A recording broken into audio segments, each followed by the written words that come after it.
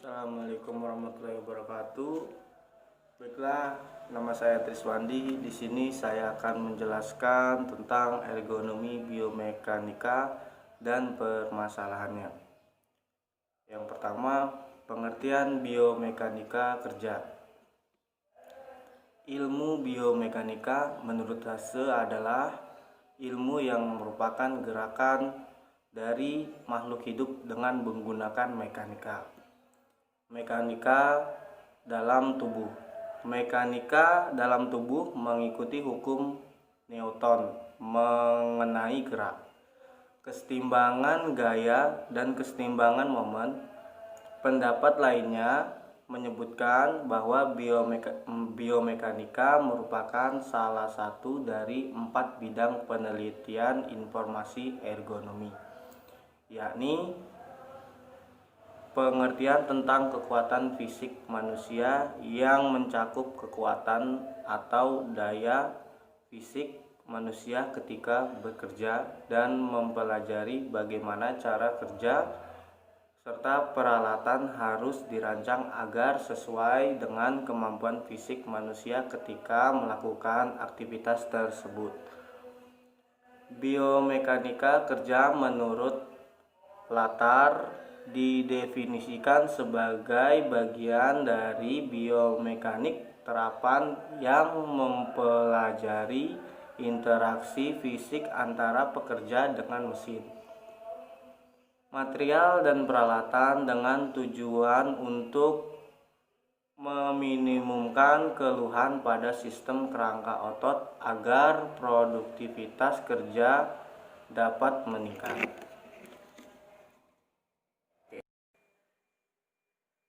Inilah yang bagian kedua, yaitu faal dan kerja otot statis dan dinamis.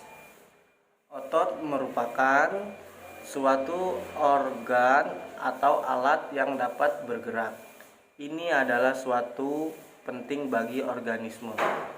Gerak sel terjadi karena sitoplasma merubah bentuk pada sel-sel. Sitoplasma ini merupakan benang-benang halus yang panjang, disebut miofibril. Kalau sel otot yang mendapatkan rangsangan, maka miofibril akan memendek. Dengan kata lain, sel otot akan memendekkan dirinya ke arah tertentu. Gaya otot yaitu gaya yang terjadi pada bagian sendi, baik akibat gesekan sendi atau akibat gaya pada otot yang melekat pada sendi. Gaya ini menggambarkan besarnya momen otot. Otot sebagai sistem pengumpil terbagi atas 3 kelas, yaitu yang kelas pertama di mana titik tumpuan terletak di antara gaya berat dan otot. Contohnya kepala dan leher. Yang kedua, kelas kedua di mana gaya berat di mana titik tumpu dan gaya otot. Contohnya tumit menjinjit. Yang ketiga, kelas ketiga di mana gaya otot terletak di antara titik tumpuan dan gaya berat. Contohnya adalah otot lengan. Di sini sebenarnya ada bentuk otot-ototnya, tapi tidak saya masukkan di PowerPoint. Yang berikutnya saya akan menjelaskan otot statis. Otot statis. Kerja otot statis adalah kerja otot yang tidak bergerak, atau dengan kata lain, otot hanya diam. Biasanya kerja otot statis akan lebih cepat mengalami kelelahan dibandingkan dengan kerja otot dinamis. Walaupun demikian, kerja otot statis tidak bisa dihilangkan dalam melakukan suatu pekerjaan. Sesuatu hal yang tidak mungkin dalam melakukan pekerjaan. Semua bagian tubuh operator mengalami kerja otot statis. Kerja otot statis dinamis dengan proses kontraksi yang berkepanjangan. Di sini juga saya akan menjelaskan rincian-rinciannya. Menurut Haryanto 2010, dalam situasi kerja otot statis, Peredaran darah di otot justru terhambat karena pembuluh darah otot terjepit oleh tekanan internal jaringan otot, sehingga tenaga dihasilkan dari proses aerob mengendalikan cadangan sari makanan akibat metabolit dengan cepat. Adapun kelemahan kerja otot statis antara lain: A. Membutuhkan konsumsi tenaga yang lebih tinggi. Yang B. Lebih meningkatkan denyut jantung. Yang C. Membutuhkan istirahat yang lebih panjang. Jadi dalam pengukuran dimensi statis dilakukan saat tubuh pekerja berada pada sikap statis, yaitu sikap berdiri standar, di mana manusia diukur harus berdiri agak melihat lurus ke muka dalam bidang Frankfurt dengan bahu yang tidak kaku dan dengan diposisikan tegak lurus ke bawah. Yang kedua, sikap duduk standar, di mana harus duduk dengan tegak pada permukaan tempat duduk yang horizontal, melihat lurus ke muka bidang Frankfurt dengan bahu tidak kaku, dengan lengan atas diposisikan tegak lurus ke bawah dan lengan dalam posisi horizontal ke muka.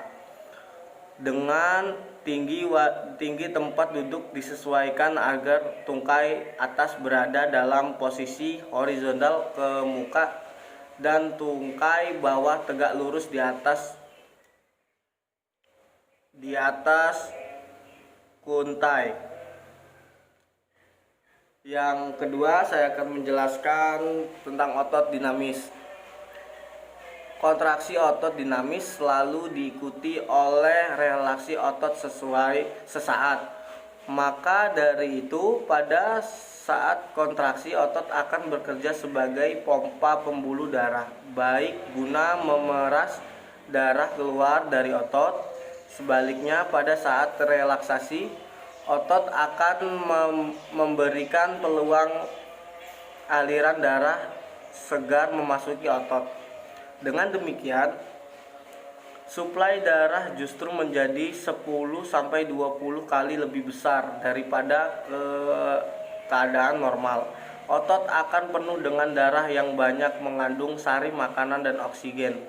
Sementara itu, metabolit yang dihasilkan selama kerja otot dapat dibersihkan dan dibuang, sehingga jenis kerja otot ini dapat diteruskan untuk jangka waktu lama tanpa menimbulkan kelelahan otot. Gerak ritmik membantu aliran darah balik, maka beban kerja jantung juga berkurang.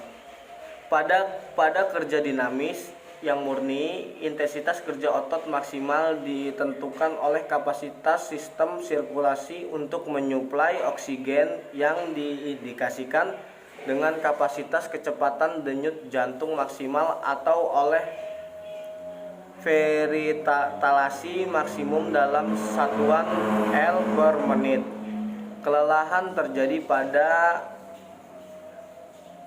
pada jenis kerja ini terutama berasal dari kelelahan sentral SSP, kadar gula darah yang rendah, dan sebagainya. Di sini dimensi pengukuran dinamis adalah suatu dalam posisi mengerjakan beberapa aktivitas fisik pada kebanyakan aktivitas fisik. Misalnya mengemudi, mengoperasikan forklift, menjangkau peralatan di meja kerja, merakit peralatan elektronik dan lainnya, di mana anggota tubuh manusia bekerja sama secara terkoordinasi. Maka dari itu, batas maksimal ukuran praktis jangkauan lengan tidak semata-mata berdasarkan panjang lengan. Dimensi ukuran tersebut akan terpengaruh oleh ukuran gerak bahu, rotasi batang tubuh, luasnya punggung membungkuk, dan penyelesaian pelaksanaan fungsi-fungsi pekerjaan oleh tangan dari jari yang diukur secara kompleks disebut somatografi. Oke, yang ketiga saya akan menjelaskan kapasitas dan beban kerja otot. Kemampuan kerja fisik adalah suatu kemampuan fungsional seseorang untuk mampu melakukan pekerjaan tertentu yang memerlukan aktivitas otot pada periode waktu tertentu menurut Lyry dan Grady bahwa komponen kemampuan kerja fisik dan kesegaran jasmani seseorang ditentukan oleh kekuatan otot, ketahanan otot dan ketahanan kardiovaskuler. Kapasitas kerja merupakan kemampuan atau kebolehan dan atau keterbatasan di mana dipengaruhi oleh bentuk dan besar tubuh, umur, seks, ras, status, kesehatan, nutrisi, kesegaran jasmani, pendidikan, dan keterampilan. Setiap jenis otot mempunyai kemampuan yang kelas dalam menjalankan kerja biomekanik. Masing-masing memiliki kekuatan, kecepatan, dan ketelitian geraknya sendiri. Dan kekuatan otot tergantung juga pada di mana dan ke arah mana kekuatan itu dikeluarkan. Tubuh manusia dirancang untuk melakukan pekerjaan. Massa otot beratnya hampir 1,5 berat badan, memungkinkan dapat menggerakkan tubuh. Setiap beban kerja yang diterima oleh pekerja harus sesuai baik terhadap kemampuan fisik, logistik maupun keterbatasan manusia.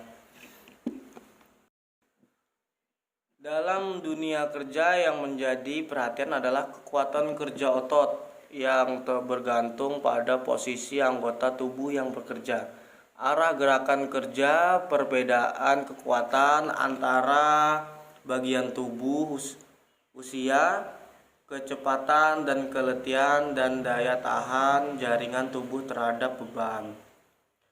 Ada beberapa faktor yang mempengaruhi beban kerja secara umum, baik secara yaitu psikomotis dan psikis, dan eksternal berupa beban yang diangkut atau diangkat, sikap kerja, alat dan sarana kerja, kondisi medan kerja, tugas dengan tingkat kesulitan dan tanggung jawab, serta organisasi kerja baik lamanya waktu kerja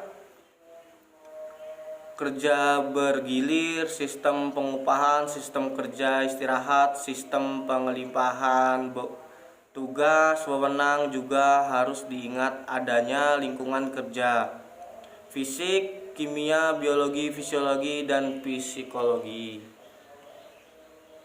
Untuk pekerjaan manual di sektor industri yang memakan waktu selama 8 jam, seorang dapat bekerja paling banyak 33% dari kapasitas maksimal tanpa merasa kelelahan. Sedangkan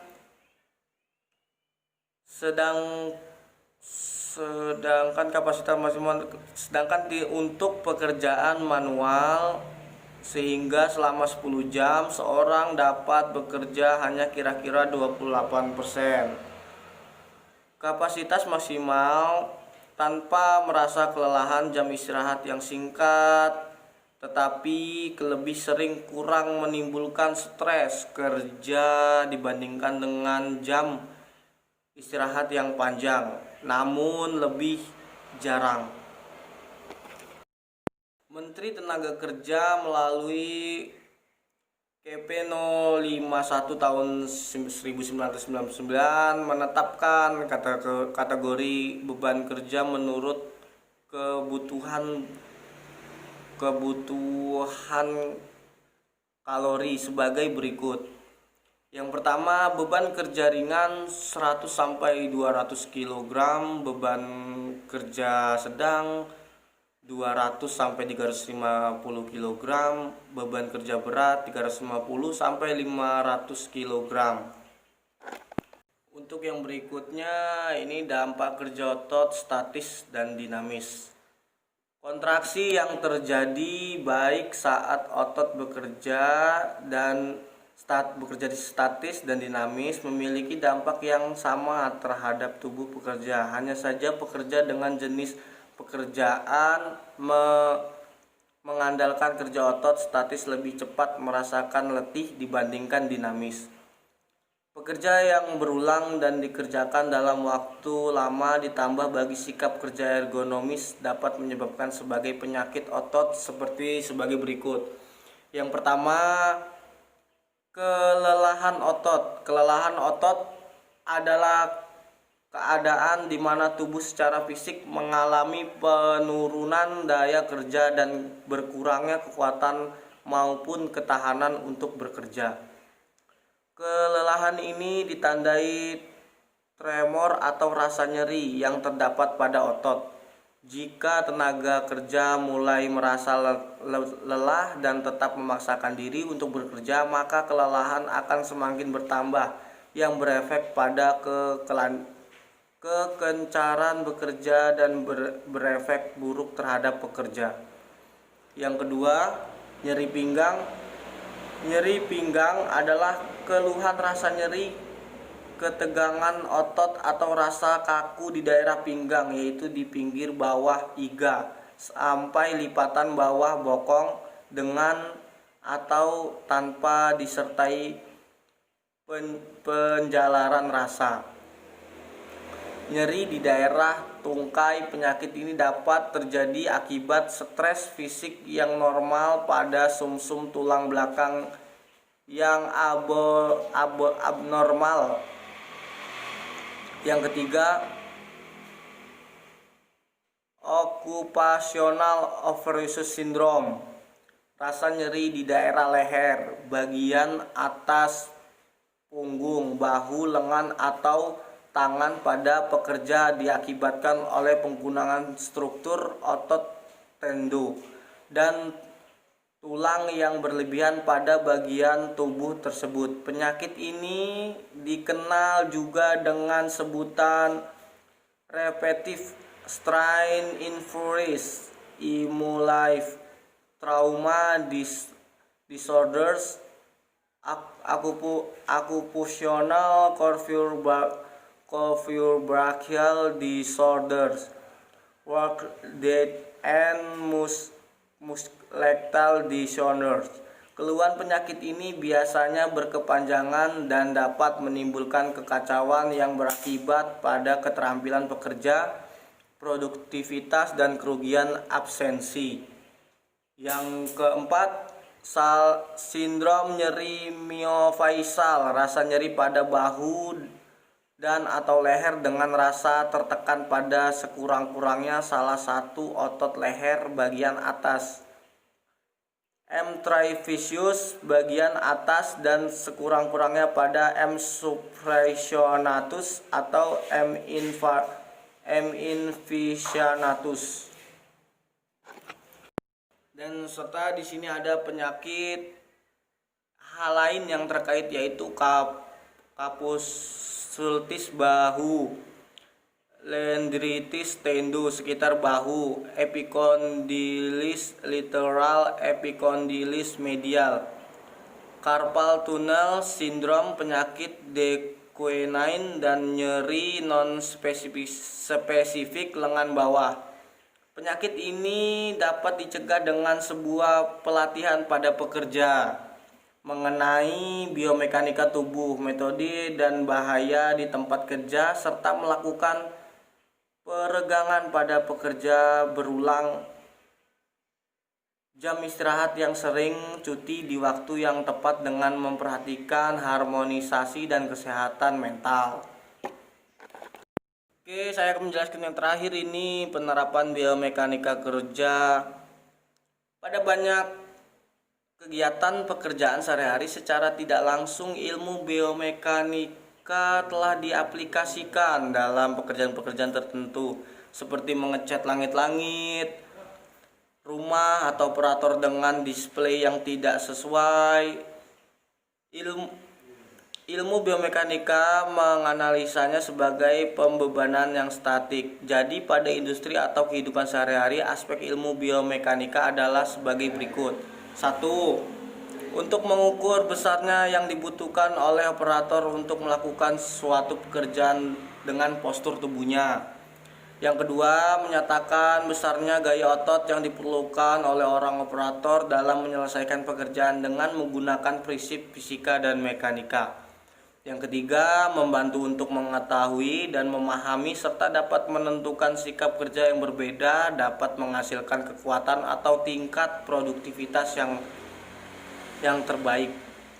Yang keempat, mampu mengevaluasi pekerjaan operator sehingga dapat menghasilkan cara yang lebih baik yang meminimumkan gaya dan momen dibebankan pada operator supaya tidak terjadi kecelakaan kerja. Yang kelima, dapat menentukan perancangan sistem tempat kerja dengan pertimbangan dari gerakan-gerakan tubuh manusia. Yang keenam, memperkecil atau mencegah cedera yang diakibatkan oleh gerakan. Yang ketujuh, menciptakan teknik-teknik baru dalam menampilkan suatu keterampilan yang menghasilkan efektivitas yang lebih tinggi. Dengan ilmu biomekanika ini jelas bahwa kita akan lebih mudah untuk menentukan rancangan sistem tempat kerja di samping tingkat ergonomisnya tinggi. Maksudnya tercipta keadaan lingkungan kerja yang enase, maka tingkat produktivitas meningkat dan kecelakaan menjadi minimum. Baiklah, itu saja yang bisa saya jelaskan. Apabila saya ada salah, saya mohon maaf. Saya ucapkan Assalamualaikum warahmatullahi wabarakatuh.